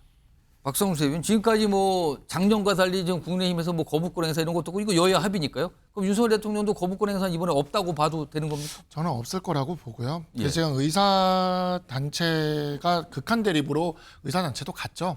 지금 교수님 말씀처럼 그와 같은 어찌 보면 상황에서 정부와 야당이 이제 의료 붕괴가 완전히 무너지는 걸 막기 위해 이 피해 간호사의 역할을 이렇게 인정해주는 간호법을 이렇게 합의해서 최근에 보기 드문 일이었어요. 이렇게 합의가 된 거는. 그리고 지금도 이제 그 작년 안이랑 비교해서 조금 그 차이를 말씀을 해주셨는데 실제 보면은 의사들에서도 작년 안에 비하면 이것이 굉장히 많이 완화된 법인 것을 알 수 있을 겁니다. 대표적인 게 아까 말씀하신 대로 간호사의 단독 개혁 가능성이 조금이라도 존재할 수 있는 지역 사회에서 무슨 활동한다 이런 게 그걸 뺐다는 거죠. 지금 또 이제 PA 간호사가 근무하는 병원이 제한적으로 규정이 됩니다. 그리고 그러한 부분이 대통령령을 통해서 또 그러한 부분이 확정될 수 있도록 대통령령으로 또 이렇게 한 거예요. 작년에는 PA 간호사가 다 이렇게 완전히 합법화되는 그런 거였는데 요번에는 이제 대통령령을 통해서 얼마든지 이렇게 좀 신축적으로 조절될 수 있도록 이렇게 함으로써 우리가 이제 이와 같은 의료개혁 때마다 이런 일들이 좀 반복돼 왔어요. 이런 경우에 있어서 정부에서 쓸 수 있는 의료 붕괴를 막을 수 있는 그러한 카드를 마련할 수 있다라는 측면에서 이 여야가 이렇게 합의돼서 된 거고요. 앞으로 이제 그 현재 이 문제도 이런 식으로 풀어나가면 저는 답이 나올 수 있을 거라고 생각합니다. 자, 오늘 본회의에서 여야 의원들이 다 참석한 가운데 표결이 있었잖아요. 그런데 주목되는 표결이 있었습니다. 화면으로 정리해봤어요. 여기 보시면요, 지금 찬성이 283표, 근데 반대 2표, 기권 5표잖아요. 반대 2표는 개혁신당에서 나왔어요. 이준석 의원 등 포함해서. 그리고 기권 5표는 국민의힘에서 나왔어요. 누가 나온지 한번 보세요. 여기 보면 고동진, 김민전, 김재섭, 인요한 의사 출신인요. 한지아 의원 이렇게 5표나 기권에 나왔어요. 뭔가 이 법이 마음에 안 들었다고 볼 수 있는 거죠. 기권이니까. 그리고 이준석 대표는 아예 반대를 합니다. 이런 상황이 지금 국회에서 이른바 범여권 또는 여당 내에서 이렇게 벌어진 거예요. 지금요. 이 기권 반대표까지 나왔어요. 이런 상황에서 지금 의협 어제 이 법안과 관련해서 강한 반발의 목소리를 냅니다. 들어보시죠. 보건의료 체계의 붕괴로 이어질 망국적인 간호법 제정에 국회 여야뿐 아니라 정부가 합세하고 있는 지금의 상황을 의료계는 더 이상 묵과할 수 없음을 절감하고 있습니다. 간호법 제정을 통한 PA 간호사 활성화 획책 등을 스스로 무너져가는 정권의 말로로 규정하고 국민 건강을 보호하기 위한 의료 전문가 단체의 사명을 다하고자 투쟁에 나설 것임을. 자, 여야 합의가 있었죠. 그리고 사실상 이 간호법에 대해서는 한동훈 대표 역시 동의한다고 봐야 되는 거예요. 여당에서 이렇게 통과해서 합의로 통과됐으니까요. 자, 그런데 강성필 부위원장. 네. 지금 이거 의협 의사단체 보니까 지금 방금 얘기 들어보니까 증언 문제를 놓은 갈등뿐만 아니라 간호법을 놓은 갈등까지 또 불거진 거예요. 그럼 한동훈 대표가 지금 뭔가를 지금 해결하려는데 이게 의사단체가 또 이렇게 나오면 힘을 받겠습니까 지금? 근데 이제 물론 이번 문제도 간호사법 통과도 난감한 문제지만 저는 그 전에 국민의힘이 이렇게 서로 협의해가지고 통과시킬 수 있었는데 왜 작년에는 이게 안 돼가지고 이걸 폐기했는지 저는 그걸 묻고 싶고요. 아까 두 분이 설명을 좀 하셨는데 뭐 법령도 달라지고 상황이 바뀌었다고. 그런다고 그러니까 그런 것들을 작년에 했으면 됐을 거 아닙니까? 예. 근데 왜 작년에는 못했냐고요. 알겠습니다. 그러면 예. 야당이 보기에 간호사들이 보기에 의사들이 보기에는 왜 그러냐? 지금 29일 날 사실 간호사들이 주축이 돼가지고 파업한다고 예. 예고돼. 그러니까 안 그래도 지금 의료 대란인데 간호사분들까지 파업하게 되면 진짜 이건 엎친데 덮친격이니까 그거 눈치 봐서 보는 것이 아니냐. 그리고 이 의사분들이 대한민국 방방곡곡에 다 있지 않습니까? 그 병원이. 그러면서 또 나름대로 그 지역의 여론 주도층이에요. 그러니까 또 이분들의 눈치를 안 볼 수가 없습니다. 그래서 또 나름대로 의사분들이 또 좀 꺼려하는 부분은 또 뺀 것이 아니냐. 저는 이렇게 보는데 결론은요. 이런 식으로 하다 보면 둘 다에게 사랑받는 게 아니라 둘 다에게 미움받을 수 있는 위험이 상당히 크다는 것을 저는 한동훈 대표한테 알려드리고 싶어요. 그래서 정치인은 원칙과 철학이 되게 중요합니다. 왜? 이게 뭔가 헷갈릴 때는 본인의 평소 원칙과 소신대로 가야 되는 거거든요. 근데 이 원칙과 소신이 강건하지 못하면 상황에 좀 휩쓸리게 된다. 그게 저는 대표적으로 작년에 폐기되었던 간호사법 통과가 오늘 보여준 것이 아닌가. 그래서 저는 한동훈 대표께서 이렇기 때문에 예민한 문제일수록 사전에 조율을 예민하게 잘 만들어가지고 혹시라도 결렬이 됐을 때 둘 다 데미지를 입지 않고 또 다른 기회를 도모할 수 있게 만드는 것이 다 이렇기 때문에 비공개 속에서 좀 이루어지는 면이 있다는 것을 좀 아셨으면 좋겠다 말씀드리겠습니다. 박성훈 의원님 뭐 저를 쳐다보시는데 하신 말씀 한 30초만 드릴게요. 예. 말씀하세요. 이게 마지막에 비공개 예. 여야 대표 회담을 은근히 주장하시는 말씀을 하시는 것 같아서 제가 그냥 좀 알겠습니다. 예, 그랬습니다. 아무튼 지금 이게 의대 증원 문제인데 또 간호법 얘기 지금 의사단체 또 강하게 반발하고 있어요. 이게 어떻게 되는 겁니까? 지금 법은 일단 통과는 됐습니다. 여야 합의로 통과가 된 상황입니다. 자, 다음은요 주제 좀 바꿔보겠습니다. 북한 얘기가 준비되어 있는데요. 뭐 여러 가지 내용이 좀 들어가 있네요. 보니까 키워드부터 확인해 보죠. 사진은 보니까 왼쪽 사진이 뭔가 북한 수에 크게 났죠. 그거 관련있는데 지금 옆에는 무슨 김정은 백마 타고 있는데 24마리를 수입했다는 얘기가 나와요. 말을요? 지금요? 어디에서요 지금? 자, 얘기 좀 해보겠습니다. 일단 수에 관련된 북한에서 나온 여러 가지 모습들이 있어요. 확인해 보겠습니다. 경의하는 김정은 동지께서는 내각 총리와 당중앙위원회 비서들과 함께 침수 지역을 돌아보셨습니다. 우리 피해 지역의 인명 피해가 1000명 또는 1500명이 넘을 것으로 추측된다고 날조된 여론을 전파시키고 있다고 하시면서 경애하는 김성은 동지께서는 수재민들이 림시 거처하고 있는 천막 전기지들을 찾으시고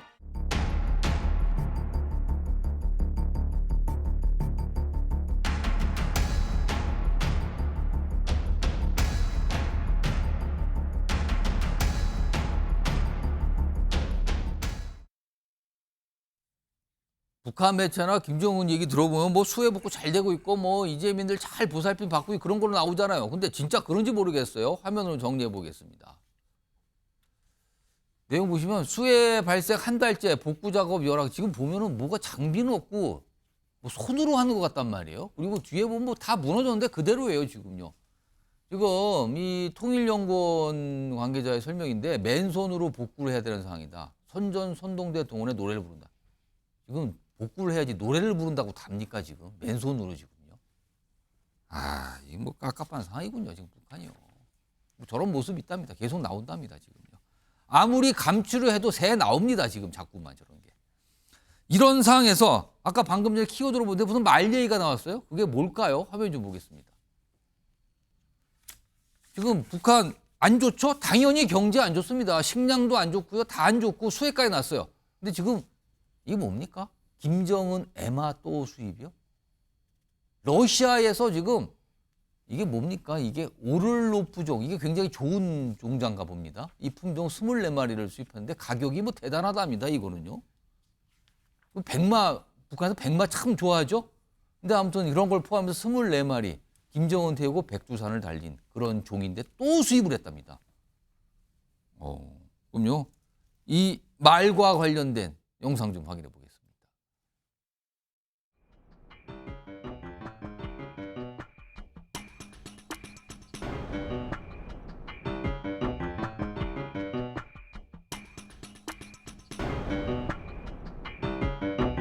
김정은이 어떤 중요한 결정을 내리는 그 순간은 늘 백두산에서 백마를 타는 상징성을 부여를 하거든요. 그 의도는 역시 김정은이 일종의 이미지 정치를 통해서 백두혈통의 정당성과 또 백두혈통의 그런 위험 같은 것을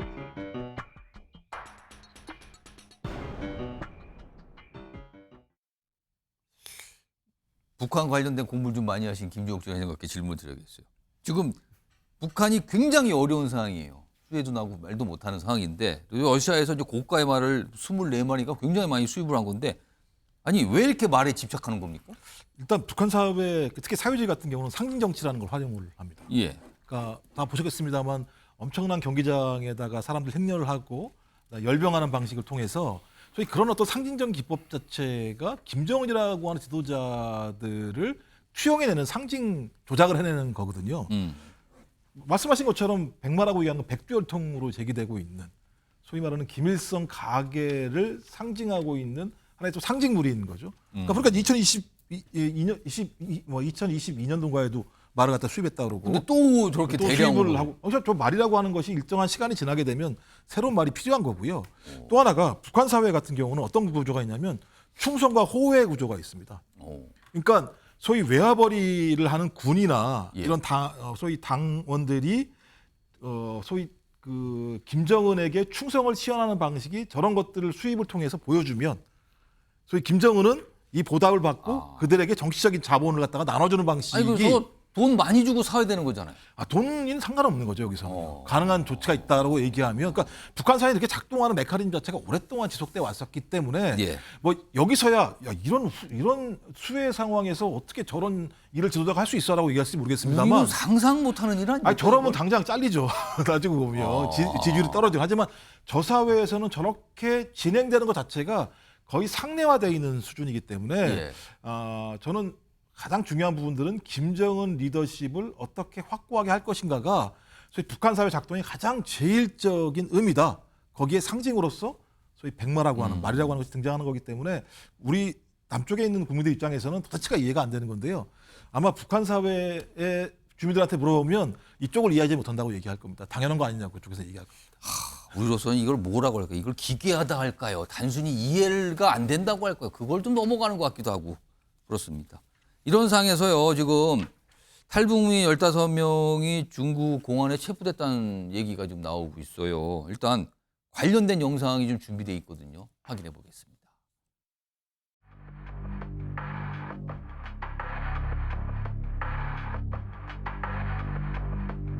탈북민에 대해서 코로나 상황에 비교했을 때 탈북민이 상대적으로 많이 늘었다. 해외 공관이라든지 외화벌이 일꾼들의 탈북이 나타난다는 것 자체가 체제의 즉각적인 변동이나 불안정의 지표로 볼 수는 없지만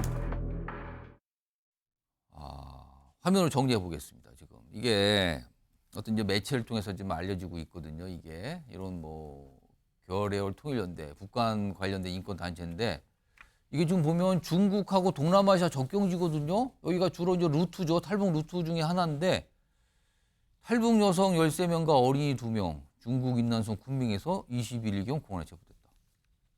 박상수 대변인. 이게 지금 어떻게 되는 교육이고 이분들 지금 어떻게 되는 겁니까 그러면? 굉장히 이게 슬픈 이야기인데 이제 북한에서 탈북을 할 때 두만강이나 압록강을 건넌 다음 그 다음에 이제 중국에서 육상으로 제3국가 접경이 되는 지역이 사실 이 쿤밍 지역, 운남성 쿤밍 지역이 이제 그 삼국지를 아시면은 아시겠지만 이 위초고 삼국 중에 총나라가 위치해 있는 그 지역이거든요.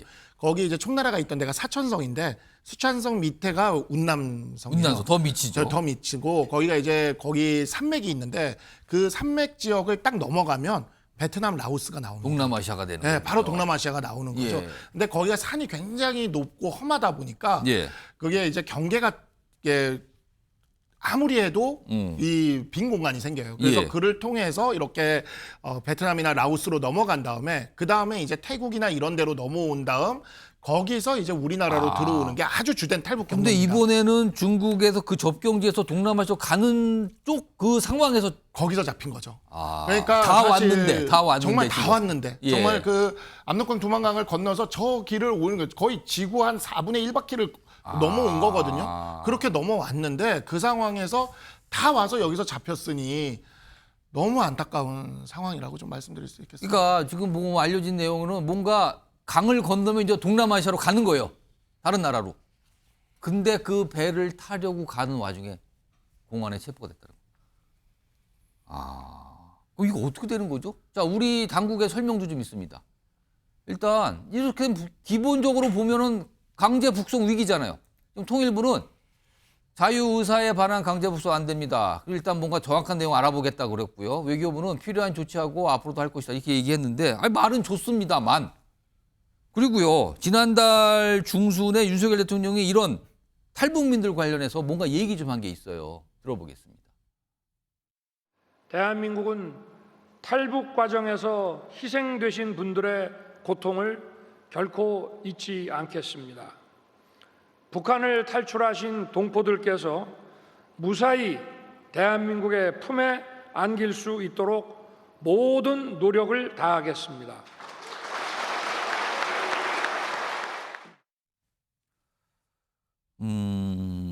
김철현 교수님, 정부에서 일단 사실관계 확인 중이고 뭐 외교적 노력하겠다 이런 입장이 나왔는데 이거 정말 이분들 무사히 지금 공안에 잡혔으니까 어디 뭐 수용되고 이랬을 거 아니에요. 이분들 무사히 우리나라로 데려올 수 있습니까 정말? 저는 조금 현실적으로 좀 어렵다고 보입니다. 왜냐하면 지금 저런 부분은 우리 중국 당국의 적극적인 협조가 있어야 되는 부분이 있거든요. 그런데 아마 윤석열 정부 들어와서 생각보다 한중 외교 관계가 그렇게 원활하지는 않은 부분이 있거든요. 왜냐하면 지금 대통령께서도 보면 시진핑 주석하고의 면담이나 어떤 정상회담 자체가 이루어지지 않고 있고 그다음 지금 중국 정부도 보면 최근에 보면 북한하고 러시아가 북러 어떤 안보 조약까지 만들어질 정도로 워낙 친밀한 관계가 가고 있기 때문에 중국이 좀 불편하잖아요. 지금. 중국에서 상당히 북한이 김정은 위원장의 어떤 눈치를 봐야 되는 상황이 있거든요. 그렇기 때문에 아마 현실적으로 어떤 저분들의 어떤 국내 송환을 하기는 조금 쉽지 않아 보이고요. 특히 우리나라 같은 경우에도 보면 최근 대통령께서도 저를 밝혔지만 최근에 보면 우리 저 대북 공작 또는 월남 그러니까 탈북하는 우리 저런 인권 단체를 지원하는 부분이 우리 정부 사령부에서 했는데 최근에 보면 정부 사령부에서 어떤 저런 일을 하는 불력 요원들이 문제가 발생했어요. 지금. 다 발생하고요. 그다음 정부 사령관하고 그 밑에 여단장이 서로 간에 맞고소하는 이런 식으로 휴민트 체제가 많이 무너진 상황이 있거든요. 그렇게 되면 저는 아마 대통령께서 이번 사태 만약에 송환이 되지 않는다면 저기를 전반적으로 앞으로 제가 보면 최근에 우리 그 북한에서 병사도 우리 군사보훈결사를 넘어가는 예. 것처럼 북한 주민들의 대규모 탈북도 예상될 수 있는 부분이 있기 때문에 그런 부분에 있어서 어떤 탈북민에 대한 어떤 컨틴전시 플랜이 이제는 좀 만들어져야 된다. 대통령께서 저런 입장을 밝혔기 때문에 그 후속 조치를 어떤 뭐 통일부든 외교부든 아니면 국방부든 저런 부분에 대해서 좀 만들어야 될 필요가 있다. 서둘러야 한다. 이런 말씀 드립니다. 이렇게 중국에서 잡혀서 북송되는 탈북민들 이거요 우리가 무슨 선언적인 얘기만 하면 안 될 것 같아요. 뭔가 정말 실효성 있는 대책 이제는 좀 나와야 되는 거 아닐까 싶기도 합니다. 자, 다음 이슈로 넘어가 보죠. 역시 키워드 있습니다. 참고인입니다. 참고인이요? 국회에서 참고인이면 무슨 청문회 이런 걸 말하는 것 같은데요. 어제 국회 운영위원회가 있었거든요. 대통령실 관계자들이 출석을 해서 질문, 답변 이런 과정이 있었는데 여기에서요. 뭔가 얘기가 하나 나옵니다. 들어보시죠. 공식 직함이 없는데 회의에 참석할 수 있습니까? 없습니까? 제가 좀 제보를 받았는데 김진우 씨가 대통령실에 출입을 했고 권력 초기죠. 공식이든 비공식 회의에 참석했다라는 거예요. 제가 크로스체크 다 하고 들어왔습니다. 그 박성준 의원님께서 설마 이렇게 카더라식 질문을 할 줄은 몰랐습니다. 전혀 대통령실에서도 처음부터 근무하면서 그 우리 박성준 우리 의원님께서 말씀하신 거를 해본 적이 없거든요. 그분을 뵌 적도 없고요. 마치 예전에 최순실 프레임을 가져와 가지고 그대로 복붙하고 있는 것 같은데 이 의혹은 전혀 사실이 아니라는 점 다시 한번 강력하게 말씀드리고요. 그렇게 한 인물이 거론이 되고요. 한쪽에서 무슨 그런 거 아닙니까? 그러니까 말도 안 됩니다. 지금 무슨 말을 하시는 거예요? 카더라 질문하실 줄 몰랐네요. 이렇게까지 얘기들이 나왔어요. 그리고요. 어제 같은 날이죠. 검찰총장 청문회와 관련된 논의가 국회에서 있었는데요. 참고인들이 채택이 됩니다. 들어보겠습니다. 검찰총장 후보자 심우정 인사청문회 증인 참고인 출석 요구의 건을 상정합니다. 1번 증인 이기흥부터 8번 참고인 김재훈까지 출석을 요구하고자 합니다. 이 안건에 대해 의견이 있으신 분 있습니까? 이의 없으시죠? 이의가 없으므로 가결됐음을 선포합니다. 뭐 그냥 여야 의원들 뭐 이의 없습니다. 통과됐어요? 강성필 부위원장? 네. 검찰총장 인사청문회예요. 근데 거기에 참고인으로 김건희 여사의 오빠를 부르는 겁니다. 네. 이건 어떻게 된 겁니까? 아, 이거 좀 상당히 예민한 문제인데요. 어쨌든 제 민주당 그 박성준 의원이 최근에 제보를 받았다고 합니다. 근데 어떤 제보냐? 이제 김건희 여사의 오빠 되는 분이 어쨌든 청와대 대통령실을 출입을 했느냐 안 했느냐의 자료 요구를 했는데 그 이유가 이분이 이제 공식적인 거나 혹은 비공식적인 회의에 참석을 한 것이 아니냐라고 의혹을 제기한 거예요. 근데 아까 영상 봤지만 거기서 대통령실 관계자나 강명구 의원 같은 경우 내가 근무해봤는데 그런 거 없다라고 부인, 이거 말도 안 된다고 얘기했어요. 근데 맞습니다. 검찰총장 인사청문회는 왜 참고인이 된 겁니까? 근데 이제 이것도 이제 참 예민하게 잘 얘기해야 되는데 이분이 이제 심우정 내정자잖아요. 검찰총장 후보자. 이분이 이제 휘문고를 졸업하셨어요. 근데 이제 그 김건희 여사의 오빠 되시는 분도 휘문고 동문 동창이라고 알려져 있고 동창으로 알려져 있고 또 이제 이분이 이제 충청도와 같은 어떤 인연이 있어서 어떤 검찰총장 후보자가 되는 데 있어서 어떤 영향이 있었던 것은 아닌가에 대해서 민주당 의원들이 한번 물어보고자 아마 참고인으로 신청을 한 것 같은데. 근데 또 하나 궁금한 거는 참고인이잖아요. 왜 증인은 아니고 참고인입니까? 증인과 참고인의 난이도의 차이인 거죠. 잘 모르겠지만 일단 불러서 들어보자 이 뜻입니까? 또 사실 이 용어의 차이가 있는 만큼 사실 무게감의 차이도 있는 거거든요. 증인과 참고인이. 근데 이제 뭐 참고인은 아시다시피 출석하지 않아도 아무런 처벌 규정이 없기 때문에 어쨌든 이것은 좀 무위에 그치지 않을까 그렇게 저는 보고 있습니다. 박상수 국민의힘 대변인 일단 뭐 여야가 이의 있습니까? 없다 그래서 채택이 됐는데 아니 이거 김건희 여사의 오빠 되시는 분 출석하겠습니까 이거? 지금 강성필 대변인이 잘 말씀해 주셨는데 참고인은 출석하지 않아도 뭐 법적인 어떤 그런 제재가 없어요. 그러니까 뭐 굳이 뭐 이런 정청래 법사위원장이 이런 황당한 결정을 한 게 하루 이틀도 아니고 그냥 뭐 굳이 싸워서 뭐 하나 하는 느낌이고 저는 휘문고라서 문제가 됐다. 제가 진짜 밀양박 씨라서 큰일 났습니다. 왜요? 네, 밀양박 씨라서 이제 나중에 문제가 될 수도 있겠네요. 800만 명이 되는데 밀양박 씨가. 그러니까 뭐 이런 식이면 끝도 없지 않습니까? 정말 진짜 정말 전 정청래 법사위원장님 법사위가 그래도 한때는 국회 상원 소리도 듣고 하던 정말 품격을 갖춘 곳이어야 되거든요. 제발 좀 그만하셨으면 좋겠다 이런 거는 그런 생각이 좀. 그러니까 지금 과거에 보면 증인들도 뭐 이유를 제출하고서 안 나오지 않는데 참고인 됐다고 나오겠습니까 지금 상황에서? 과연 이게 어떤 실효성이 있는 건가? 과연 뭐 하여튼 이런 얘기가 좀 나왔었어. 다뤄봤고요. 다음 이슈는 영상으로 먼저 만나보겠습니다. 대한민국의 스포츠 단체들이 지금 시대의 변화를 읽지 못하고 있다는 느낌을 굉장히 많이 받습니다. 안세영 선수 문제라든지 이런 것만 할 것이 아니라 우리 그 스포츠 단체들이 국민 눈높이에 맞게 전면적으로 좀 큰 그림 같은 거 필요하지 않겠습니까? 체육 정책의 전반적인 그런 개혁을 잘 정리해서 다시 만들도록 하겠습니다. 대한체육회를 비롯해서 한국의 체육계가 여전히 19세기적인 관행에 그리고 20세기적인 정부와 여러 정관, 선수들만 21세기에 와 있는 게 아닌가 싶습니다.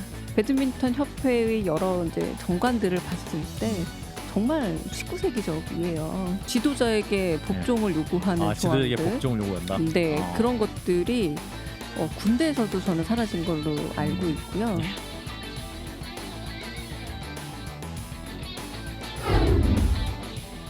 자, 내가 협회장입니다. 내가 협회 측입니다. 이런 얘기 했었죠. 배드민턴 협회장.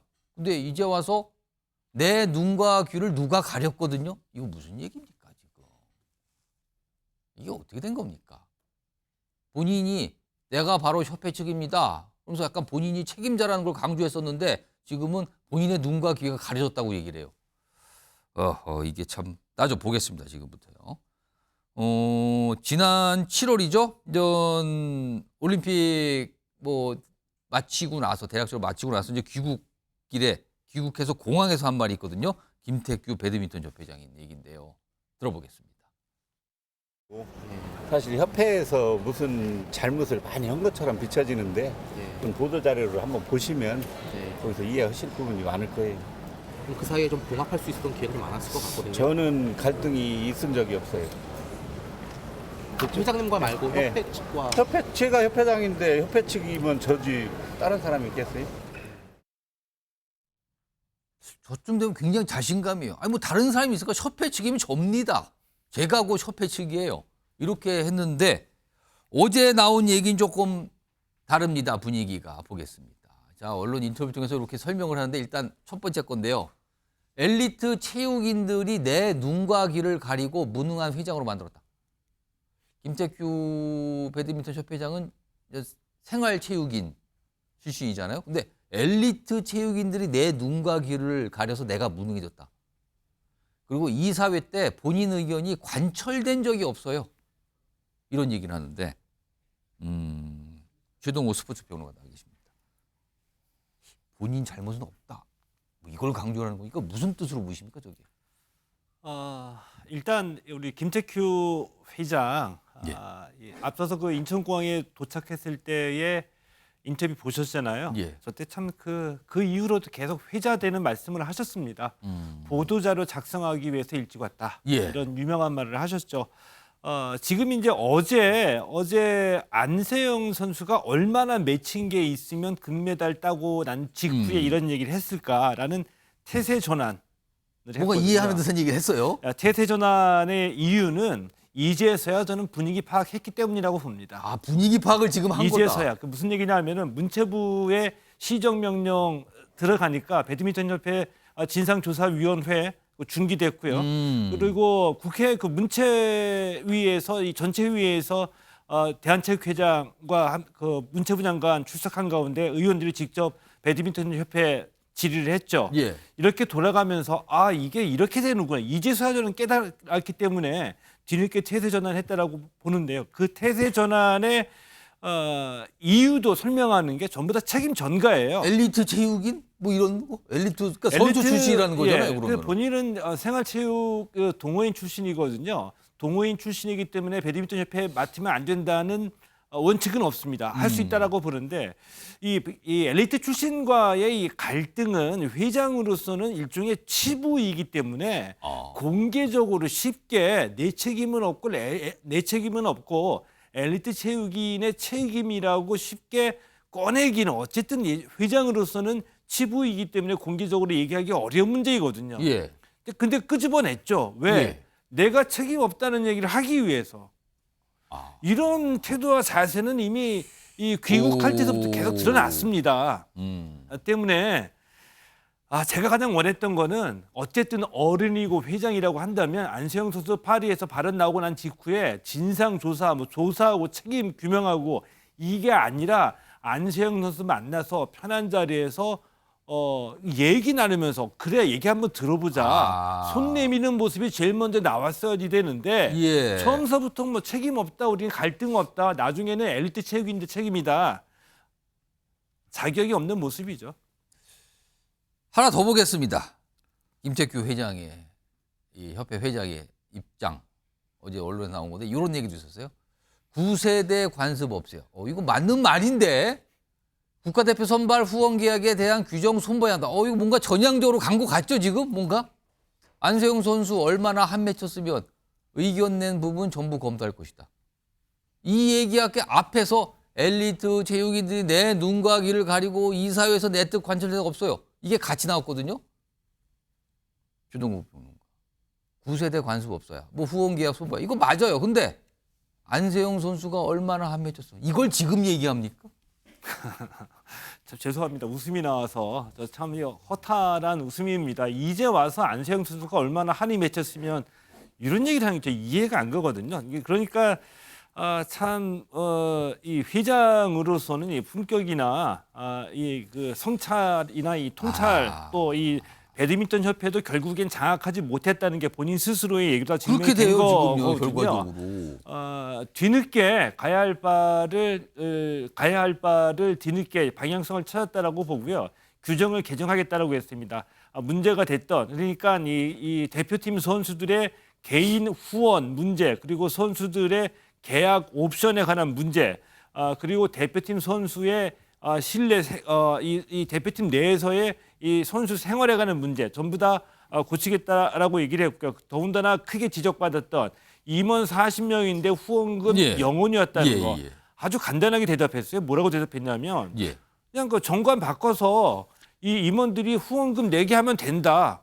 의무 규정을 넣으면 된다라고 했거든요. 여태 왜 안 했어요? 이렇게 간단하고 쉽게 풀 수 있는 거를 그동안 왜 버티고 우리는 잘못이 없다라는 주장을 반복해야 했는지 자 어떻게 보면 허탈하기도 하는데 이런 말씀을 드리기는 쉽지는 않지만 이 체육단체의 민낯이라고 봅니다. 김천영 교수님, 뭔가 뒤늦게라도 뭔가 바꾸겠다 의지를 보인 것 같긴 해요. 그거는 평가하겠습니다. 뭔가 그리고 안세영 선수 이해하겠다. 뭔가 바꾸고 다 해보겠다. 근데 뭔가 이렇게 답답하죠 왜? 근데 저분은 제가 볼 때 자꾸 이제 변명과 책임 전가로 일관하고 있거든요. 제가 볼 때는 지금 뭐 문체위도 열리고 또다음 문체부에서 어떤 감사도 있지만 10월 달이 되면 이제 국회에서 국정감사가 시작이 됩니다. 아마 제가 볼 때는 국정감사할 때 증인으로 채택될 가능성이 높고 그때는 굉장히 법적인 어떤 책임도 동반이 되는 부분이 있거든요. 그래서 아마 선제적으로 아마 그런 부분들도 고려한 게 아닐까 하는 부분이 있고 또 하나 보니까 지금 본인이 계속 좀 앞으로 협회장을 할 것 같은 느낌이 들거든요.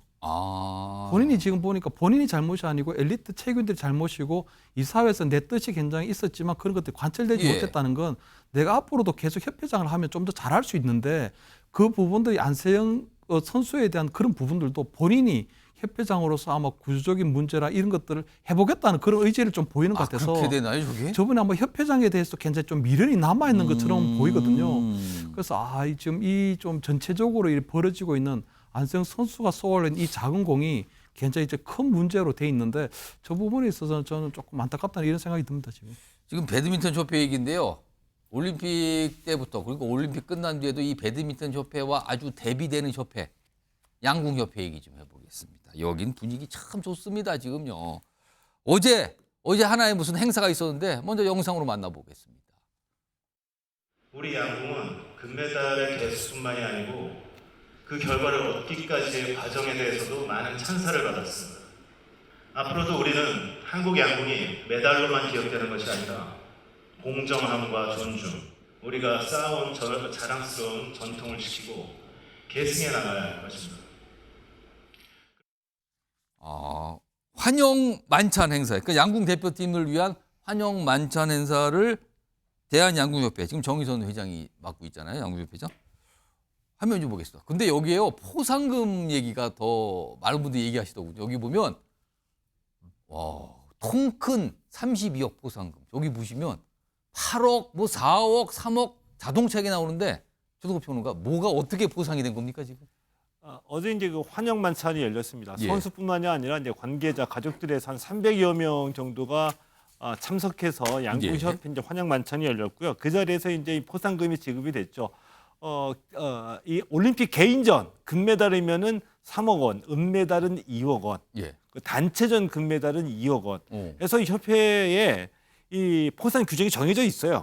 정해진 대로 가는 겁니다. 자, 그런데 다 금액 좀 한번 띄워주세요. 다시 한번 띄워주세요.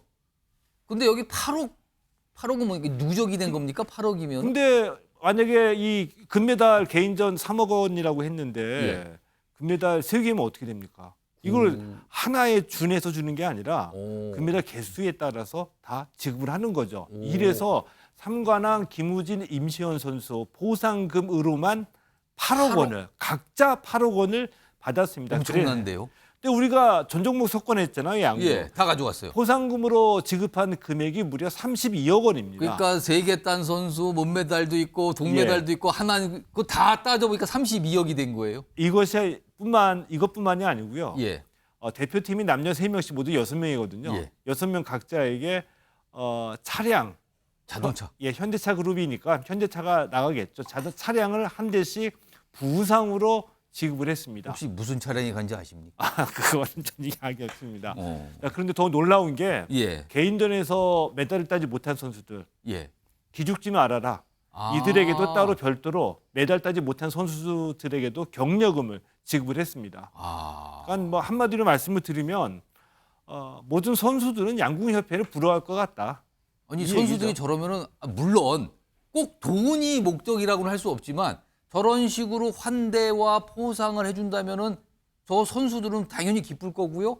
그걸 바라보는 다른 선수들, 이번에 대표팀 못 들어간 선수 굉장한 의욕을 내지 않겠습니까?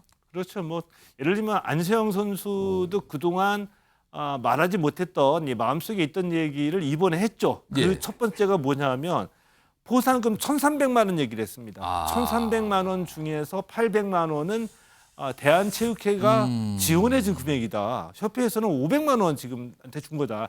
그러니까 그동안 말은 못했는데 불만을 안 가질 수가 없죠. 물론 이제 뭐 양궁협회에 준하는 금액을 받아야 된다는 것은 아니지만 살림살이의 차이가 있으니까요. 어느 정도 이 선수로서는 좀 수긍하고 할 수 있는 그 액수가 되는데 많이 차이가 나는 액수이고요. 무엇보다 이런 이 금액적인 차이도 있지만 협회 운영에 지원은 하지만 간섭은 하지 않는다. 대표 선수 선발 그리고 대표팀 운영은 선수들이 원하는 만큼 지원은 하지만 선수들의 편의가 우선이다.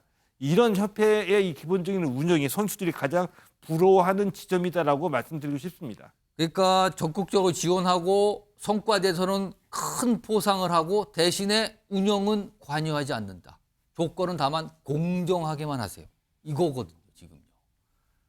그러니까 선수들이 굉장히 분위기가 좋을 수밖에 없죠. 이거 굉장한 덕담들이 지금 오갔는데 화면으로 정리 좀 해봤어요. 여기 보면 정의선 대한양궁협회장은 공정 경쟁 그리고 훈련 혁신, 작은 차이로 일군 한국의 양궁 신화 선수들이 너무 잘해줬어요. 그리고 김우진 선수는 양궁 키다리아시처럼 묵묵한 지원과 애정에 감사드립니다. 그리고요 선수들이요 이 여자 대표팀 금메달 슈도프 할 때 그 표적지 있지 않습니까? 이걸 액자로 만들어서 회장에게 전달했다. 선물로 기념 선물 줬다. 이런 얘기까지 있습니다. 강성필 부위원장. 네. 다른 협회 그리고 다른 올림픽 메달리스트들이 부러워할 수밖에 없네요. 이거는요. 그럼요. 이 큰 포상 금액도 부럽지만 사실 제가 만약 운동선수라면 이 공정한 선수 선발 과정 그리고 선수가 운동에만 전념할 수 있도록 이 협회에서 묵묵하게 지원해 주는 거. 그러니까 이번에 모자도 특수 제작을 해줬다는 거 아니겠습니까? 이러한 시스템이 정말로 부러울 것 같고, 그러니까 오직 했으면 김우진 선수가 키다리 아저씨와 같다고 했겠어요? 그러니까 저는 이번에 그 정의선 회장이 이러한 큰 포상을 하면서도 이런 포상을 통해서 후진을 양성할 수 있는 어떤 큰 계기를 마련했다. 그러니까 이제 제 주변에도요. 얘가 크면 뭐 골프 시킨다, 야구 시킨다 이런 인기 종목만 했는데 요즘은 양궁 시켜도 되겠다 이런 말 합니다. 왜? 양궁에서도 금메달 따면 저렇게 큰 돈을 벌 수 있는 거 아니겠습니까? 그러니까 저렇게 정의선 회장이 좋은 일을 하기 때문에 아마 32억을 넘어서 320억 정도 우리 국민들이 차량을 사주지 않을까? 그런 생각 한번 해봅니다. 갑자기 또 마케팅 같은 얘기를 좀 해주셨어요. 알겠습니다. 아무튼 굉장히 대조적인 모습의 협회들 모습 좀 소개해드렸고요. 축구협회 얘기 좀 해보죠. 여기도 참, 이거 참 지적을 많이 받는 협회 중에 하나인데, 일단 그제 모습이 있었습니다. 확인해 보겠습니다. 정몽규 대한축구협회장은 더 이상 볼 수 없겠죠? 그거 물론 이제 공정위원회 대한체육회가 정리를 할 건데요. 그렇게 되기를 바라고 있습니다. 저는. 감독 선임 과정에서 중대한 절차적 하자 또 법률 위반이 발견이 되면은 감독 선임 자체가 어떻게 무효가 되는 겁니까? 감독 선임 문제는 조금 더 정무적인 문제라서, 왜냐하면 당장 9월에 지금 시합을 앞두고 있어서요. 32개국에서 48개국으로 확대된 이후로 처음 열리는 월드컵이기 때문에 예선전은 뭐 그전보다는 조금 더 여유가 있을 거라고 생각하지만 반대로 본선의 16강 진출은 더더욱 어려워졌기 때문에. 자, 축구협회 얘기 나오면 이게 이제 월드컵과 관련이 있거든요. 우리 대표팀. 좀 A매치를 뛰는 대표팀이니까요. 지금 2026년이죠. 북중미 월드컵 3차 예선 첫 경기가 한 일주일 정도 뒤면 열려요. 뭐 잡혀 있는데, 그런데요. 이런 얘기가 있습니다. 이게 팔레스타인전이에요. 우리나라하고. 물론 우리가 뭐 전력은 월등히 앞서는 경기이긴 하죠. 비교하기가 어려운데. 근데 여기 보면 전체 6만석이에요. 이게 우리나라에서 열리는데. 근데 지금 잔여자석이 3,600석 정도가 남아있다 그래요. 과거 A매치 경기는 물론 빠르게 다 이게 매진되는데 이번에는 매진이 안 되고 있다 그래요. 최동우 변호사, 이거 이유가 어디 있다고 봐야 되는 겁니까, 이거? 팔레스타인전이 9월 5일이거든요. 예. 9월 5일이니까 이제 결국에는 다 매진은 될 거라고 보는데, 이제 과거와 비교해 보면 이 티켓 판매가 되는 이 속도가 다른 것 같아요, 지금. 확연히 비교가 되죠. 그러니까 어느 정도였었냐면은 지금 뭐 이강인, 손흥민, 김민재 이런 슈퍼스타들이 있으니까 A 매치 이 대표팀 티켓 구하는 게 제 나이 또래 분들은 다 힘들었습니다. 왜냐하면 이거 인터넷으로 광클릭을 해야 되거든요. 그냥 뜨자마자 바로 해야 되는. 기체 속도를 해야 되기 때문에 다 힘들었거든요. 자, 그런데 이번에는 아직까지 매진이 되지 않고 있습니다. 역시 후유증이 크다라고 봐도 되겠죠. 축구협회 얘기가 뭐 국회에서까지 지금 거론이 되고 있고요. 이 홍명보 감독 선임 논란 아직도 깔끔하게 정리가 되지 않았습니다. 후폭풍이 지금 있는 거죠.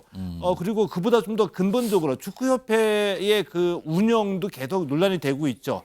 이런 논란이 거듭되면서 축구협회의 행정에 실망한 축구 팬들의 이 집단 행동이 이 티켓 구입에 연결이 됐다라고 보고요. 또 하나 결정적인 요인이 있는데 이제 비슷하게는 지난 3월에 아시안컵에서 우리가 부진했을 때 일부 축구 팬들이 이제 보이콧 주장도 했었거든요. 근데 이때 매진이 됐었습니다. 근데 그래도 이때하고 큰 차이점이 뭐냐면 A매치 티켓값 인상입니다. 올렸어요, 티켓값을? 예. 그러니까 대표적으로 이제 주로 우리 붉은 악마들이 이 자리를 차지하는 레드석이 있거든요. 축구장의 티켓 가격도 천차만별인데 이 레드석을 기준으로 하면은 35,000원이 5만 원으로 43%포인트나 한꺼번에 올라갔습니다. 올립니까? 티켓을? 그렇죠. 너무 폭이 큰 거 아닙니까? 인상폭이? 폭이 크죠. 그리고 보통 축구 팬들이 이용하는 그 2등석 S구역, A, B 구역의 가격이 평균적으로 지금 올라서 5만 원에서 7만 원 정도 하거든요. 이 정도 가격인데 여기에 이제 가격 저항이 심한 거죠. 이제 축구협회 해명은 그 AFC 아시아축구연맹이 홈팀 응원석하고 원정팀 응원석의 가격은 똑같이 맞춰라. 그래서 맞췄다. 이거였는데 이게 권고거든요. 강제 사항이 아니라. 근데 실상은 축구협회가 지금 재정난이에요. 재정난의 주요 이유는 대표팀이 그 훈련하는 파주 LFC가 있었거든요. 이게 이제 파주시하고 계약 기간이 만료가 돼서 예. 비슷한 훈련 시설을 천안에다가 천안 축구 종합센터를 짓고 있거든요. 근데 이게 예상보다 공사 기간이 늘어나면서 공사 비용 부담이 훨씬 더 늘어났습니다. 지금 저 자막에 보신 저 얘기는 해당 안 됩니까? 위약금, 클린스만 위약금. 저 얘기도 해당이 되죠. 이 축구 종합센터 짓는 공사비 증가, 그다음에 전혀 예상하지 못했던 클린스만 감독 위약금 발생. 그럼 축구 팬들 입장에서 아니 누구한테 책임지라는 겁니까? 이게 안 나오겠습니까? 이제 그런 어떤 그 가격 정액에 대한 복잡한 축구 팬들의 심정이 담겨 있기 때문에 예. 아직까지 이 의외의 이 A매치 티켓이 완판이 되지 않고 있는 거죠. 이런 복잡한 상황까지 가고 있네요. 김철영 교수님도 축구 좋아하시잖아요. 엄청 좋아하죠. 한 30초 남았는데 한 말씀 해주시죠. 하여튼 같은 이제 현대 계열이거든요, 회장들이. 한쪽에 이제 정의선 회장, 현대차하고 양궁협회 가서 진짜 지원을 하되 간섭하지 않는 그런 상황이고, 지금 축구협회 우리 회장님은 지금 상당히 지금 간섭도 많이 하고 또 다음에 또 연임도 하시려고 그러고. 저는 아까 그 김태규 우리 배드민턴 회장처럼 저렇게 저는 어느 정도 문제가 되고 그런 문제들이 내부에서 분출될 경우에는 조금 아름다운 퇴진도 좀 고려하시는 게 좋겠다, 이런 생각이 듭니다. 아무튼 올해 가을에 열릴 국정감사 때 아마 체육계 관련 이슈 대단하게 다뤄질 것 같습니다. 한번 기다려 보겠습니다.